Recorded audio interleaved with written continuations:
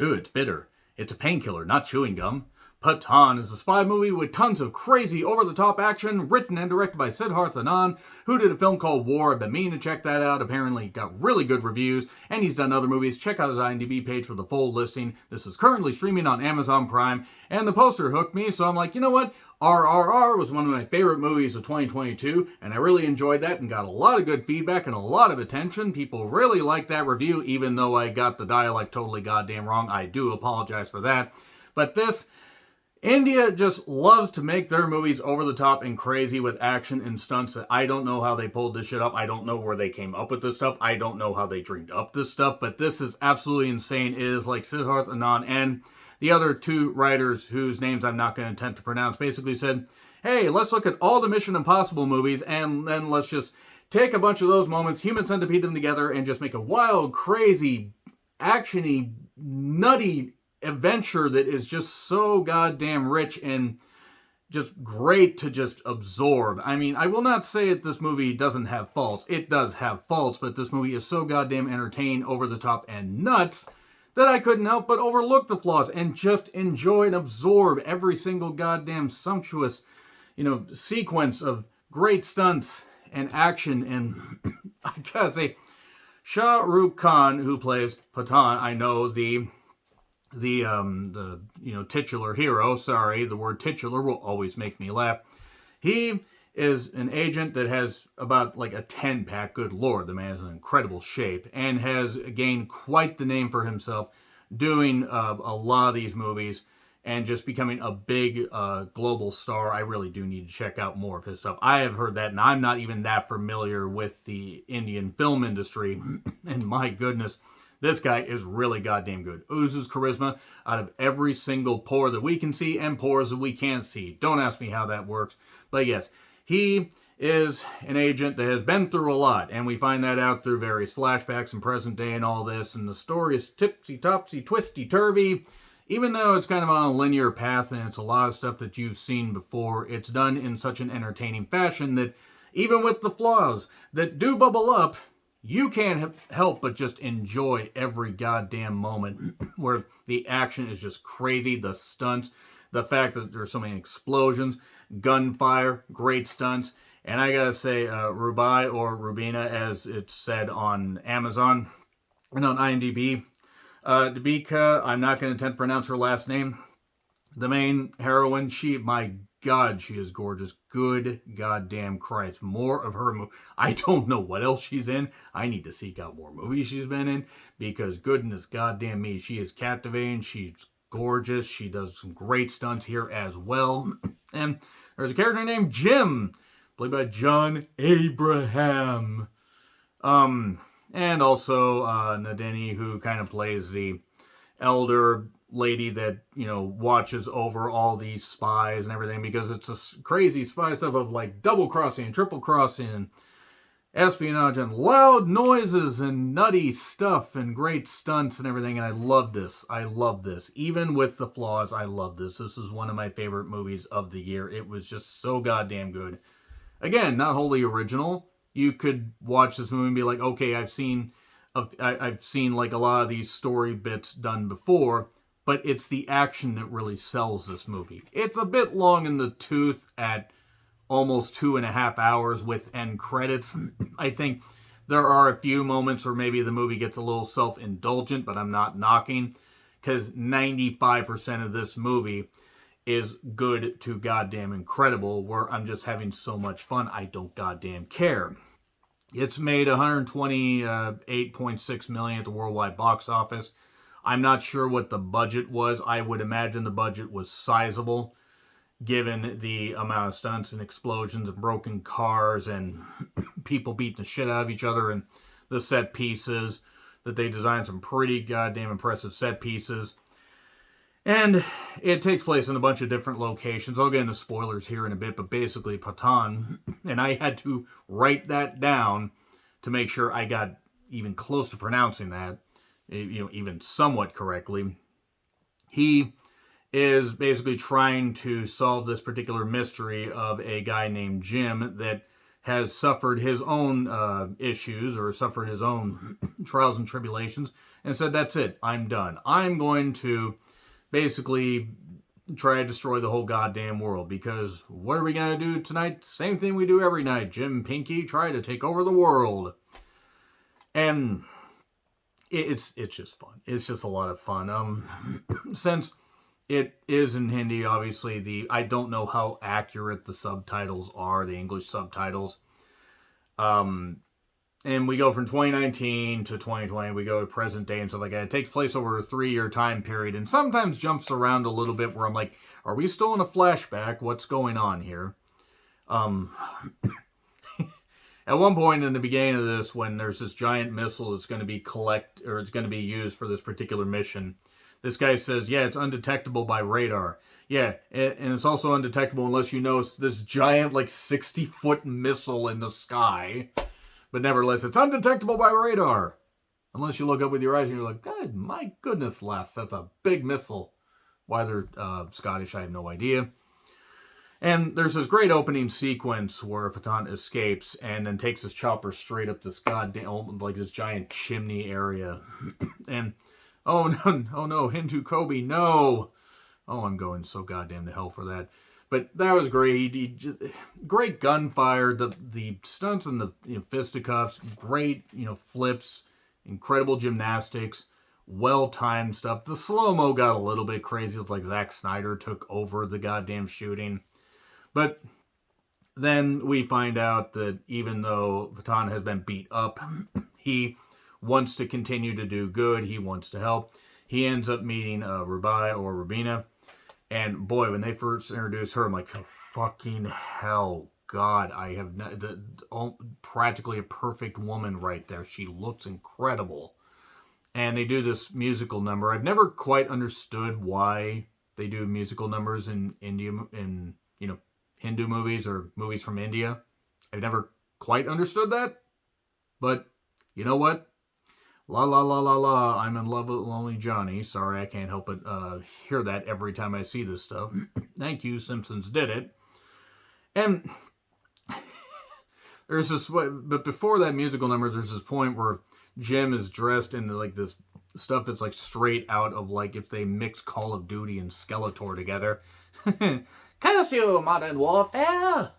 And then from there, he's going to kidnap some people because he has this particular mission that he wants to take care of. And then, and he needs certain people with him because what supervillain doesn't need that stuff? And we get the usual twists and turns and ridiculousness and stuff that you could see coming from a mile away. It's done straight out of Mission Impossible 2, literally in some senses. And I'm not knocking that at all.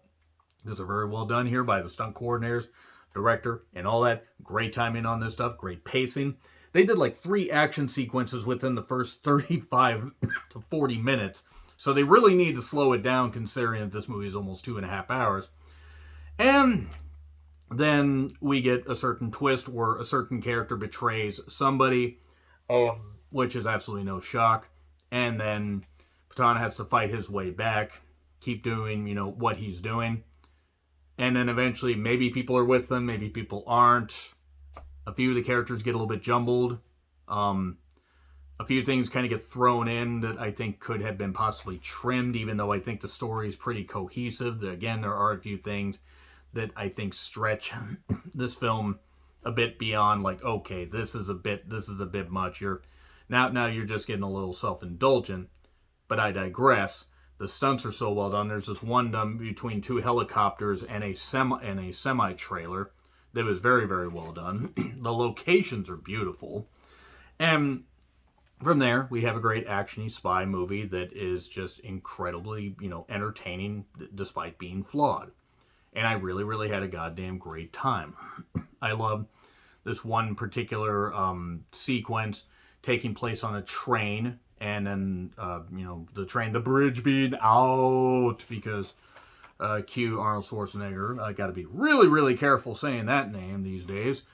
And this part where the train ends up going off and there's Pathaan and one particular person to take out this entire, group of people. It's 15 on 2. The odds are about fair. And from there, it's just entertainment. It's just pure entertainment. Are there better movies from India out there? Probably. Again, I'm not all that familiar with them, but it's just so goddamn good. There is this one funny line, though, that the Nadani, I believe that's her name, says to, Pathaan when he's going to go to Russia. I know you know every corner of Russia. Apparently, we just need to assume that. How would one know every corner of Russia? Has he worked for Google Maps and done it where he's traveled and, teleported to every single corner? Was he able to walk? He must have great cardio. I can barely get out to the mailbox without getting tired these days. But the movie's just full of fun. It's just full of fun entertainment. It's on Prime Video if you want to check it out. It really, really is good. Shah Rukh Khan, I see why people praise him. And Pika, my good God, I cannot praise enough how gorgeous she is. I mean, and she does some good stunts here. She has some really good stuff. She's not just another pretty face. She does some good stuff here, but fucking Christ, she looks great. So it is on Prime. Check it out if you're an Amazon Prime member. I'm going to get into spoilers, though. That's your warning. 3, 2, 1, and spoilers. Okay. So Pathaan basically ended up getting that name because during a certain mission in 2002, he stopped a missile from destroying this Afghan village when he was working with the U.S. Army. And he stopped that, and they took care of him while he was in a coma. And that's how he was able to be saved. And they, he's their Pathaan, and he ends up kind of giving back to them a little bit later in a pretty good sequence. And also Rubai, or Rubina, she helps get him away from a particular nasty situation with the guy Jim. We need more abs between these guys. Seriously, each guy had a 10-pack. It was fucking incredible. My goodness, you could grate cheese, you could grate rocks on those abs. And then you would get Dwayne Johnson saying, "What the fuck are you doing, jabroni?" So let's move on from that because The Rock is not in this movie. It turns out that, well, Rubai is actually working with Jim. Because they have her and him, too many pronouns, pal. Sorry, Vince McMahon.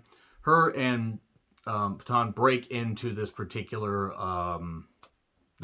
safe, and they have to get fingerprints from 2 separate people that have different locks or different ways to open this safe to get this virus in this Russian safe. It's incredible. It doesn't make any sense on the surface of it, but it's so good. I mean, and Rubai gets she gets the fingerprints from the guy by basically coming on to him. I wouldn't be able to resist her. Look at her. Look at her. Literally look at her. She is beautiful. And yeah, they have a 10-minute time limit after they get these because then there's a fail safe on there and nobody can get into the safe after that. Well, they get into that. Meanwhile, while Pathaan and God, I gotta get this name right. Nandini,